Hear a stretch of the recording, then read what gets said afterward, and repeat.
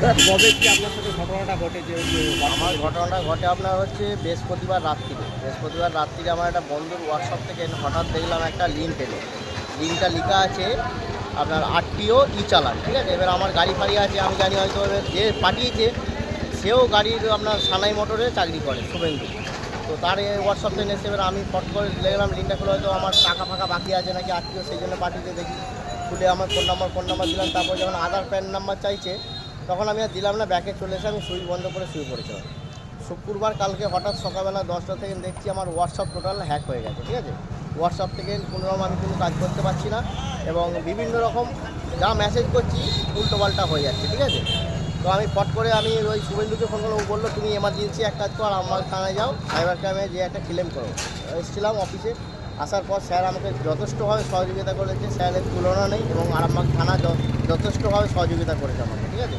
আসার সঙ্গে সঙ্গে স্যার আমাকে আগে বললেন যে আপনি আগে এক কাজ করুন, আগে অ্যাকাউন্ট ডেবিট ফিক্স করুন। এবং আমার অ্যাকাউন্টে কালকে আমি গভর্নমেন্ট কন্ট্রাক্টর, যেহেতু কালকে আমার একটা ফান্ড ঢোকার কথা ছিল, ঢুকেও গেছে, আমার অ্যাকাউন্টে আমি ডেবিট ফিক্স করবো। এটাই আমার বিষয় আর কি, যে এই ধরনের প্রতারণা হাত ব্যাংকের অ্যাকাউন্টে কত টাকা ছিল আপনার?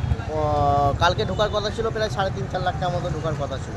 দিয়ে ফোনে কি ওটিপি চাইছিল যে লিঙ্কটা? ওটিপি বলতে যখন হোয়াটসঅ্যাপটা অন করছি তখন ওরা দেখাচ্ছে যে একটা ওটিপি ওরা পাঠাচ্ছে, যে ওটিপিটা পুট করতে বলছে, ঠিক আছে। কিন্তু আমি ওটিপিটা পুট করি। প্রথমে কি দাবালেন? হ্যাঁ, লিঙ্কটাই ঢুকে কি করলেন? লিঙ্কটাই ঢুকে আমি সঙ্গে সঙ্গে আপনার আমার ফোন নাম্বার, আমার নাম এবং মায়ের নাম চেয়েছিল, চেপেছিলাম। নেক্সট পেজ যখন যেতে বললো গেলাম, যখন দেখলো যে আধার কার্ড এবং প্যান কার্ড নাম্বার চাইছে তখন কিন্তু আমি দিইনি। তখন আমি ব্যাকে চলে এসে সুইচ বন্ধ করে শুয়ে পড়েছিলাম। রাত 9টা 9:30 বাজছিল, শুয়ে পড়েছিলাম। তারপর দিনে সকালবেলা থেকে এরকম কেস হয়েছে। হোয়াটসঅ্যাপ হ্যাক দেখতে পাচ্ছেন সকালবেলা? এবার আমার হোয়াটসঅ্যাপে টোটাল 1024 জনের ফোন নাম্বার ছিল, ওই 1024 জনকেই ওই লিঙ্কটা পাঠিয়েছে। ওই লিঙ্কটা অটোমেটিক চলে গেছে, হ্যাকাররা পাঠিয়েছে আর কি। থানায় এসে কতটা সহযোগিতা? থানায় এসে অনেক সহযোগিতা পেয়েছি, যেভাবে আমাকে সাহায্য করেছে আরামবাগ থানা, ঠিক আছে। এবং বিশেষ করে সাইবার ক্রাইম ব্রাঞ্চের যে অফিসার, উনি সাহায্য করেছেন, ওনাকে অসংখ্য অসংখ্য ধন্যবাদ। এবং আমি একটা থানায় জিডিও করেছি, সেই জিডি নাম্বারটা আমার কাছে আছে, আমি দেখাচ্ছি আপনাদেরকে, ঠিক আছে। জিডিও করে দিয়েছি, কালকেই করলাম সঙ্গে সঙ্গে জিডি।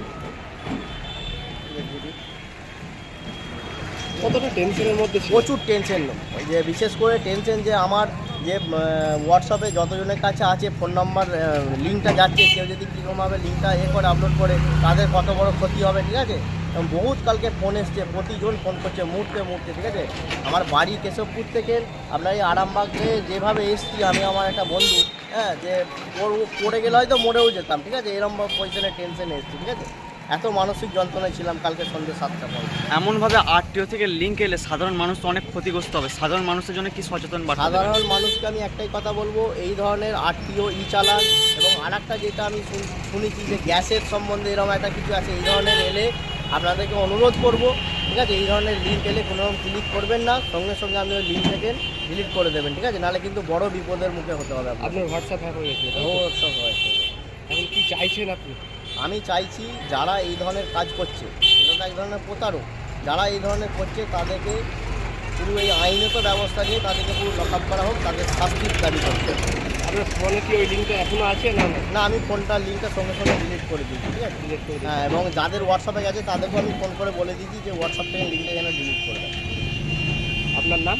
আমার নাম মল্লিক নজরুল ইসলাম, বাড়ি পূর্ব কেশবপুর, কোন পঞ্চায়েতে? মলয়পুর 2 নম্বর গ্রাম পঞ্চায়েত।